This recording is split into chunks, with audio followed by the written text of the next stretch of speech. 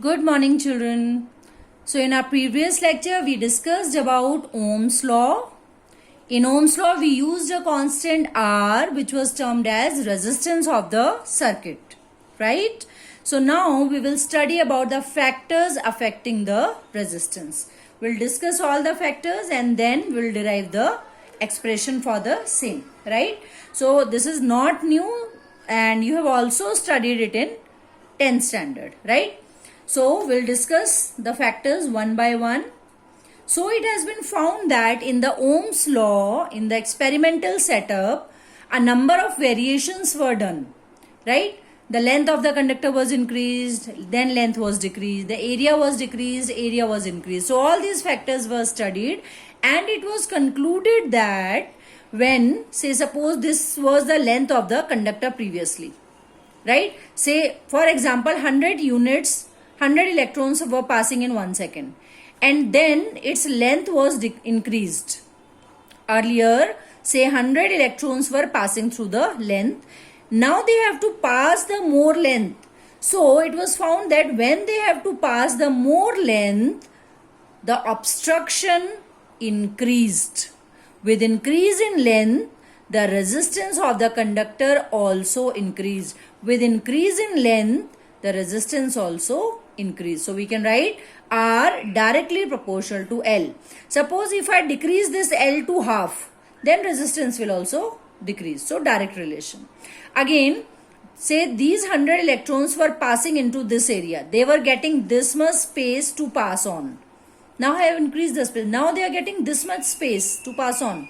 So it was found that when area was increased, the obstruction or resistance was decreased. If area was less, resistance was more. If area was more, the obstruction or resistance decreased. So we may conclude that R proportional to 1 by A. Combining both the factors, we may write R proportional to L by A. In order to remove the proportionality sign, we will use rho. So R is equals to rho L by A. This is the expression on which the resistance of a conductor depends, right? Now this rho is a constant and it is called as resistivity of the conductor. Resistivity of the conductor. So let us define resistivity, or second name is specific resistance.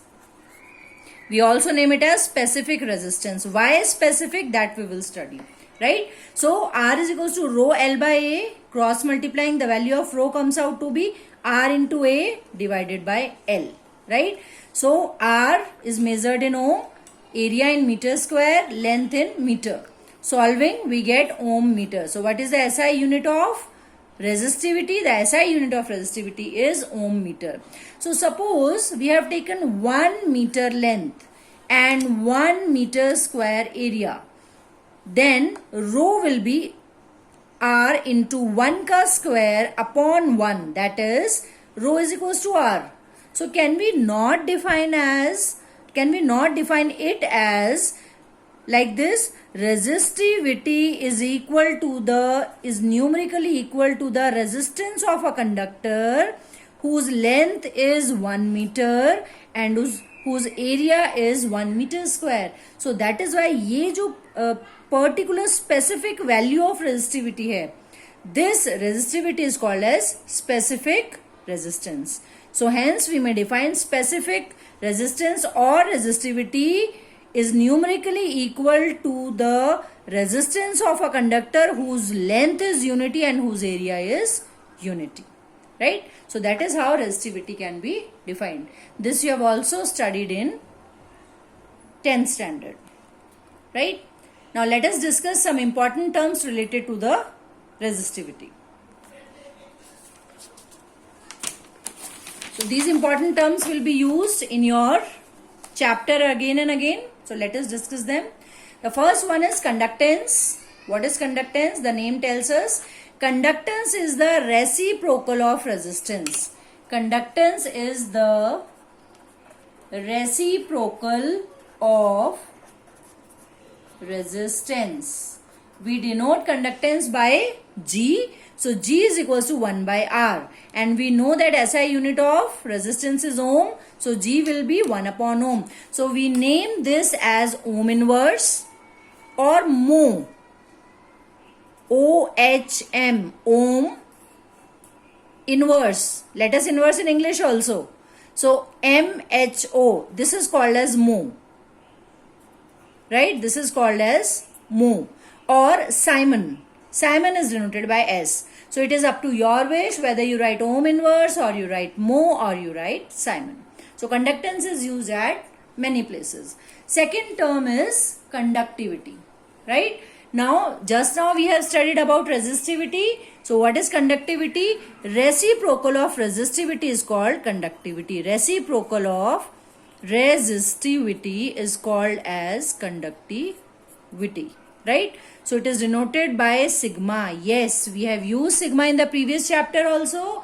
Sigma, there was surface charge distribution. Here sigma is the reciprocal of resistivity. Sigma is equals to 1 by rho. And we know that SI unit of rho is ohm meter. So ohm meter inverse becomes ohm inverse meter inverse. Ohm inverse can be written as Simon meter inverse or mho meter inverse. Resistivity we have already discussed. Resistivity is R into A by L. SI unit is ohm meter. Right? On the basis of these terms, we are going to define microscopic form of Ohm's law. This is very, very important and it comes in exam. So you have already studied the standard form of Ohm's law in 10th also and in previous lecture also. Now we are going to study the microscopic form of Ohm's law. It is very, very useful in many expressions. So children, we know that according to Ohm's law, V is equals to IR. And in our previous chapter, we have studied that electric field is equals to V by L. If you remember, electric field is equals to V by D or V by L. You can write in any form. So electric field is equals to V by L. So V can be written as E into L. So according to Ohm's law, V is equals to IL. V is equals to I. We know that value of R is rho L by A. Right? Putting this value here, rho L by A. Putting V as E into L. L get cancelled out. E comes out to be J into rho. J comes out to be 1 by rho into E. And just now we have studied what is 1 by rho. Reciprocal of resistivity is conductivity. So J can be written as sigma E because J is a vector, because electric field is a vector. So this is how the expression goes. J is equals to sigma E is called as microscopic form of Ohm's law, which is J is equals to sigma E. Very, very important children, and you are going to get it in many expressions. Thank you so much.